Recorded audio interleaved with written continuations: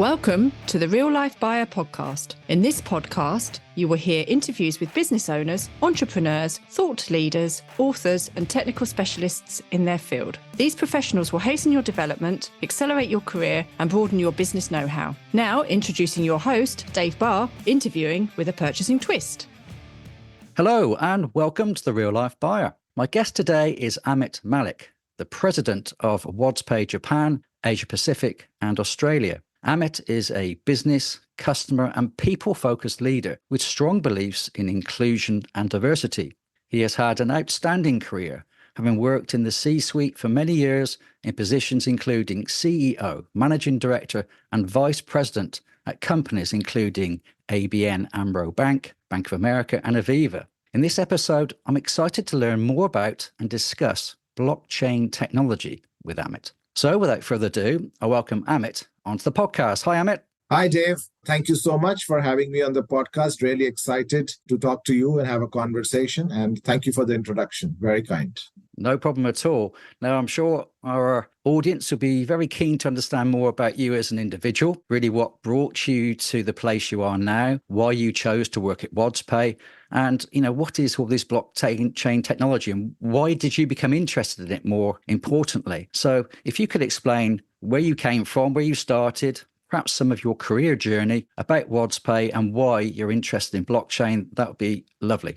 Thank you. And good morning, good afternoon, good evening to your listeners, wherever you are. Thank you for joining in and giving Dave and me your time. Really appreciate that. Dave, my background, like you said, it's been 24 years of experience across sectors like insurance, banking, started in FMCG. Throughout this journey, I've been fortunate to work with organizations, like you said, 10 years with Aviva Life Insurance, where I was CEO and Managing Director in my last role. American Express, I got to work in India and Malaysia with them, so I had that experience. Bank of America Continuum, RBS, which is Royal Bank of Scotland, and GSK. GSK, again, India and Sri Lanka.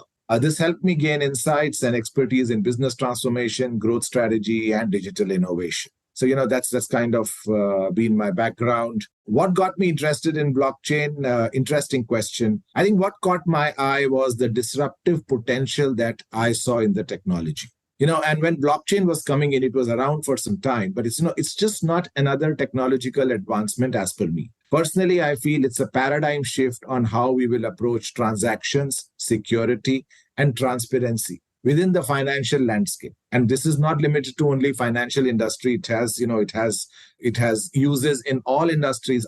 That's personally what I feel. I think the decentralized nature and robust security mechanism of blockchain immediately struck me as a game changer for traditional financial systems, because that's the industry that I typically come in. Imagine, you have an idea which can revolutionize process, which can enhance security and fundamentally change the way we handle financial transactions. I think to me, that was very intriguing. Someone who's into growing the business, into business transformation, I couldn't overlook that potential impact that I feel blockchain will have in reshaping that industries. So when I left Aviva and I was on a break and WadzPay came calling, I actually grabbed the opportunity to say, this is my opportunity to be a part of something that's going to be in the future.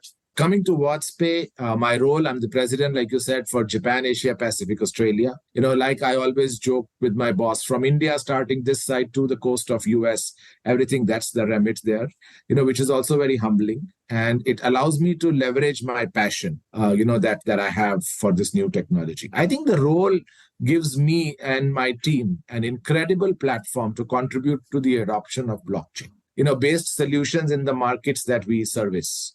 We are constantly as a team exploring ways to harness this technology. In how do we streamline processes? How do we improve security? How do we provide innovative financial solutions that can truly make a difference, in our customers and their customers, So in essence, for your listeners, my interest in blockchain technology systems is for its transformative potential in the traditional finance. And my role today allows me to be at the forefront of this change, driving innovation and growth in the digital financial space. And I'm very excited. Sounds intriguing. Certainly having a position with some wonderful regions of the world. Sounds pretty good to me.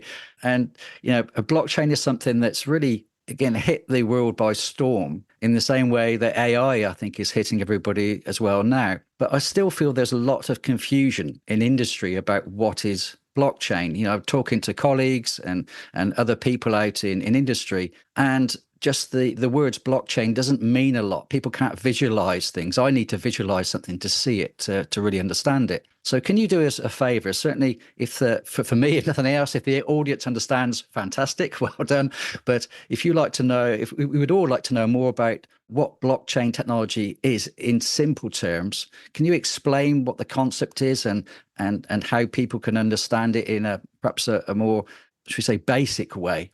Simply explaining blockchain, that's a tough one. But let me take a shot. Let me take a shot for your listeners, and I'll try and simplify as much as I can. So, see, blockchain is like a ledger. Now, think of ledger like a book, right? Ledger like a book where we write down transactions. So now imagine that this ledger or a book where we write down transactions is digital. So blockchain is like having many copies of this digital book. So let me further simplify it and explain. When a transaction happens, it is written down in a page of this book. But the special part is everyone has a copy of this book. Whoever has a copy of this book writes down the same transaction in their book at the same time. So let's say Dave did a transaction and wrote in his book. 15 other people who have a copy of that book writes the transaction at the same time in their books. So everyone's book looks exactly the same. Now, the cool part, if someone tries to mess with their copy, fudge, tear out a page, change an entry, it's easy to spot because everyone else's book still shows the original information. So instead of one person guarding this book, it is kept safe by many people, books, or, in the real world computers together. So it's super secure. If one has an issue, the others will be able to show the correct information. Now substitute this ledger or a book with a block. And what you have is a series of blocks bound together in a chain of computers called the blockchain. Transaction gets grouped into blocks before they are added to the chain. So each transaction gets a unique hash or a digital fingerprint, or a code, digital code like a finger. That's what they get. This code makes it really hard to change any of the previous entries into the blocks without changing the whole chain. So that's how it stays. Now, this block isn't just added by one person or an authority. It needs approval from the majority of the network to be added. So once approved, it's added onto a chain in a way that it makes it nearly impossible to alter any previous books, ledger, computers without changing the entire chain. That's the security part, which is super tough to tamper. So in the end, it's blocks of data joined together in a chain over multiple computers. That's what is called a blockchain. So I hope I've been able to keep it very simple for your listeners. That's really interesting. It's a great way to help me to visualize it. So thank you for that. Now, some people think, well, hold on a minute, is this just like a database then? Is it a shared database? If it is, why is that important? Or does it differ from a traditional database? What's the nuance there? So, all of us, and I'm sure most of your listeners would understand traditional systems, right? Where data is typically stored in a central location and controlled by a single authority or a couple of people. Changes can be made into that data by authorized individuals, which sometimes leads to vulnerabilities or data manipulation. Now, unlike traditional databases, like I said, blockchain is spread out, like it's decentralized, it's distributed. No single person controls it. So that is what makes it transparent and it makes it tough to tamper with. The importance of blockchain lies in its potential to transform various industries. It brings trust and transparency without relying on intermediaries. I think that's the important part. For example, in finance, a blockchain can enable faster, secure, transparent transactions without the need for a bank, right? Or in supply chain management, the world that many of your listeners and you come from, it can track products from origin to destination, reducing fraud and ensuring authenticity. So in essence, blockchain technology offers a new way to store data and manage data. It's a step up to the traditional databases, if I would say, without the need for intermediaries, but still being more secure and transparent. And I think that's what makes it a very promising solution for various industries which are seeking this security, this transparency, in their operations. That's why it's a little different from traditional databases. Okay. So clearly there's a very strong application, as you say, in the financial industry, banking transactions and so forth. You mentioned supply chain. obviously the movement of goods and services and such. Are there any other particular applications? We're talking insurances, is there other applications you think, real world examples that particularly or strongly benefit from this? Oh, like I said in the beginning, Dave, I think a lot of industries have been impacted and will get impacted. So let me take a handful of them, industries which touch our daily life, something like tourism, right? Transport and tourism. Now, even WadzPay itself has a blockchain-based pilgrim program, which we are launching in big way in Southeast Asia with the Kingdom of Saudi Arabia, which is a solution for Hajj and pilgrim travelers, right? So that's on blockchain. So that's an example, right, which impacts millions of pilgrims who go to Hajj. Healthcare, and I will not name companies, but I'll give an example from securing health records for citizens using blockchain today is happening. Creating keyless signatures on the blockchain for health records with enhanced security. After COVID, blockchain has been used to track disease outbreak data, improving faster disaster relief and response. So I think that's happened, right? Financial services, we already talked about, collaborating. The one thing that I didn't talk about is blockchain is being now used. A blockchain system is being used to manage bank guarantees, so that's where it's found its own self. If you look at governments there, the UAE government, we all know, is aiming to become the world's first blockchain-powered state. So, the impact from industries to government, they are exploring opportunities in health records, like I said, in shipping, and many more areas. I don't know how many of the listeners know, but, closer home to Europe is a country called Estonia, which is partnering with a leading company to move public records onto blockchain for greater security and accessibility. So, it's not the size of the thing. Retail, an industry that touches us almost every day. Companies are building decentralized market for trading goods and services without intermediaries. We have a retail solution where you can accept payment in virtual assets, digital assets, and convert that into fiat to the merchant. So we have that, and we are experimenting with that in UAE markets. Creating a blockchain-based loyalty program. So the loyalty programs typically expire and they run out of time. How do they move on to blockchain? I think that's a great opportunity there that is working on. So, all of these are the examples which I'm trying to tell you, from real estate to finance to tourism to, retail, where the potential is vast. And I haven't still touched media and the other sectors, where you can see the impact that's going to come. So yes, my thought always is that, this is going to touch our lives, sooner than later. So certainly there's huge potential. We're talking, let's say, 5-10 years away. The market can be transformed, do you believe, in how it operates, how it works? Certainly it seems like all industries pretty much, everywhere people have a transaction or involvement are going to be impacted by this technology in some way, shape or form. Is there any particular ones that you would say, look, keeping a close eye on this trend or this innovation? Is there something that WadzPay are particularly focused on at the moment that you see as being a huge opportunity? I think next 5 years is a very exciting period.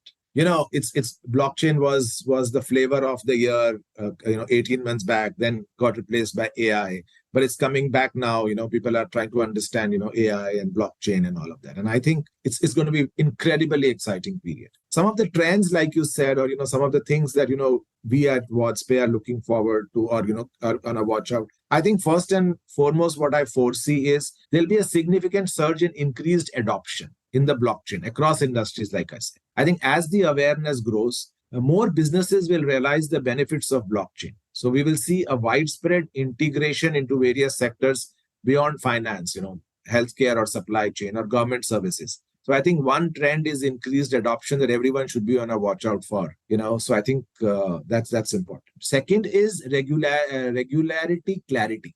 In the terms of clarity in the regulatory frameworks, I think that will come through.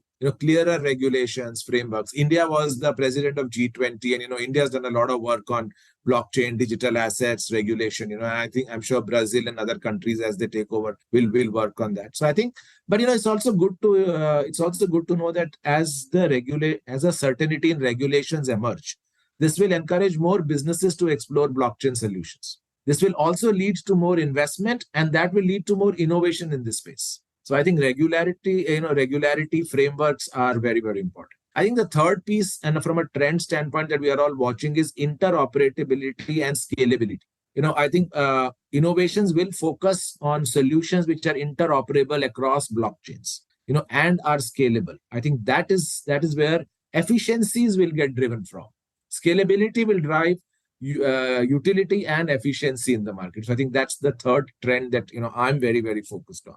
Fourth is about DeFi evolution. DeFi, for your listeners, is decentralized finance. I think that's going to evolve, offering a broader array of financial services on blockchain, where you don't need intermediaries, where you don't need middlemen, where you don't need more people than necessary. I think this will, it started simple, but I think it will gradually transition to sophisticated products and improved user experience. So DeFi evolution is the fourth one. The fifth one is, which is known to everybody, but I still feel it'll enhances, NFTs and digital assets.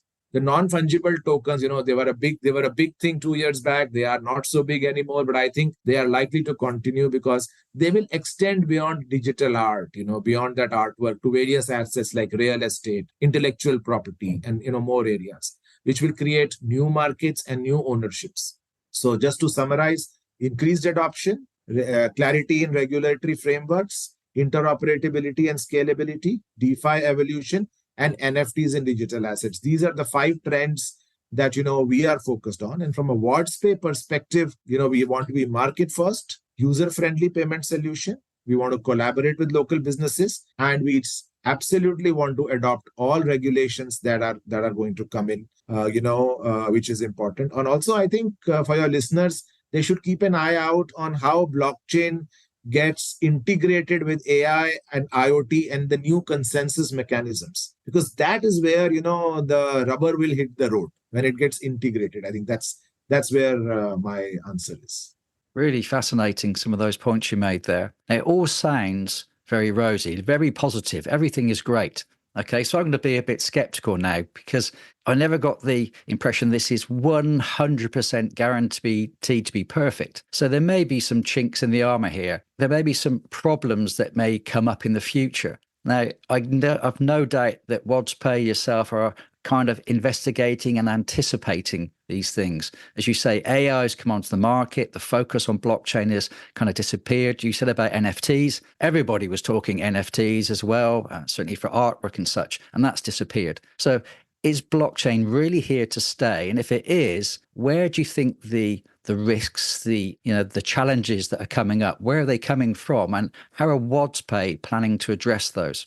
Is blockchain here to stay? Yes, I think it is, because typically, as I said, and this is my personal view, what we will see of blockchain now will be blockchain 2.0. We have seen blockchain 1.0. We have seen its rise and fall in terms of public acceptance, memory. I think what we'll see is blockchain 2.0, and I think it will stay. And for me, the secret sauce, like I just said earlier, is how blockchain is able to integrate itself into AI, IoT, and the other new technologies, which are consensus building mechanisms. I think that's where the point is for us. If you were to ask me the challenges, I think the trends itself double up as challenges in the way, Dave. I think regulatory frameworks, or people being aware of regulatory frameworks, I think is very, very important. And that could also be a challenge because, typically this industry also has a thing of going in, looking inside and seeing what best I can do, rather than, looking at it from an outside and say what the regulators will allow and not allow, for that perspective. So I think that's one. Second is the whole joy of creating something. We don't want to forget the customer. So the customer centricity, I think, is something that is a challenge to keep there, because if we start to produce solutions because they sound very good to us and we feel the use, but the customer at the end is not able to use them or have a good experience, or it doesn't make a difference in their life, then I think that will be a challenge for the products, like it's happened to a lot of stuff. I think that's a challenge that is there. And I think the third is innovation. So if you look at it, typically, if you look at industries, collaboration has driven innovation, right? And I think the blockchain industry will have to come together to collaborate to drive innovation, So I think that's the key for me from the first part of your question. So, I think hope that answers that. That's really good. And you raise a really good point there about regulation. Now, we've all seen the explosion of AI, and we've also seen the fears that have come as a result of that explosion. And governments have, have suddenly got involved with AI, and they're concerned about how it's going to impact people's lives and themselves, of course. Do you see the same kind of fear or need for scrutiny that has happened in the AI world to appear onto blockchain? Or do you think that everybody's so comfortable with the integrity of the systems, the protection that the systems offer, are going to mean that it's just going to be accepted? I think the integrity of the system, people have comfort now because of a certain amount of time that has been passed. Also, as I say, it's become a little bit more familiar. People have started to understand it a little more than they do in it. I think where the challenge would come from is on the application. See, when the application starts to, just like AI, when application starts to look at jobs, roles, for in the market, that is where the questions will start. When people start to experience. Now, let me take an example of a blockchain contract, right? If you do a blockchain, this has been existing for some time. It's not something new.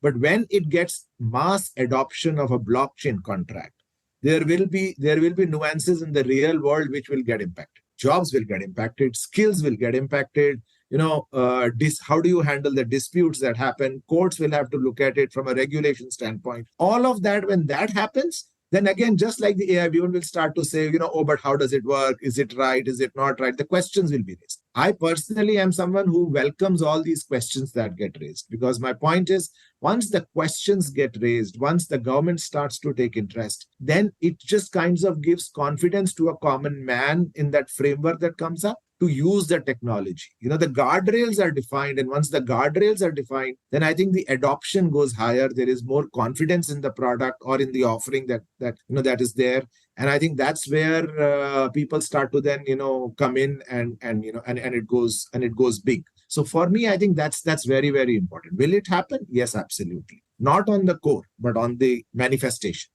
Great. Now, I know our time is short today. I want to give you the opportunity to share with people how they could find out more about WadzPay, how they can find out more about you and more about blockchain. Where should they go and investigate these things? Okay, so let me break that out. WadzPay, www.wadzpay.com, or on our LinkedIn page. I think we give a lot of information out. We are a very open. If you look at our pages, we also do our own monthly periodicals where we share thoughts and ideas. That's about WadzPay. About me, yeah, I'm on LinkedIn there, and I'm very active. So you can find me on LinkedIn. It's easy. You can find me on Twitter. My Twitter handle is Amit Malik 99, which is AMITMALIK 99, which is there. And and I tweet, but I don't always tweet on blockchain and DeFi. So I tweet on a lot of things. I think from a blockchain perspective, there is a lot of material out there. But if you are, for your listeners, and I'll categorize them into a couple of buckets. First and foremost, if you really want to go deep and understand about blockchain, do a short course on any of the available online courses, which are 20 hours, 25 hours on basics of blockchain. They are enough, and they will give you a lot of information. If you are a visual type, you could find so much on YouTube, which is there, where people have done lectures and periodicals. Do that. If you don't have so much of time, I think just look at articles on, which have been published already in reputed magazines like Wall Street Journal, Forbes, and, other Bloomberg, which are reputed publications. Go through that. And I think that will give you enough and more information. And if you still want more, you can come back to Dave and ask him to do a podcast again. Sure. Of course. So we've got time for one more question. I'm thinking about businesses. I've been talking to a lot of businesses recently, particularly small to medium-sized enterprises whose experience and knowledge of this area obviously will be limited. Their resources are limited. So for those businesses considering adopting blockchain payment solutions, what advice would you offer them? I'll just keep it very simple. So 5 key things to do, and very, very simple, nothing to do with, blockchain terminology. I think if you are considering a blockchain payment solution, first and foremost, understand your needs and how blockchain addresses them. Don't go in to do a blockchain payment system just because it's fashionable, everyone's talking about it, but your needs and how does blockchain address them. Second, educate your team and research the available solutions in the market. So do that. Third, start small. Know the regulations, comply with them, and prioritize security. I think that's the third thing if you want to start a payment solution. Fourth, choose reliable service provider and focus on user experience.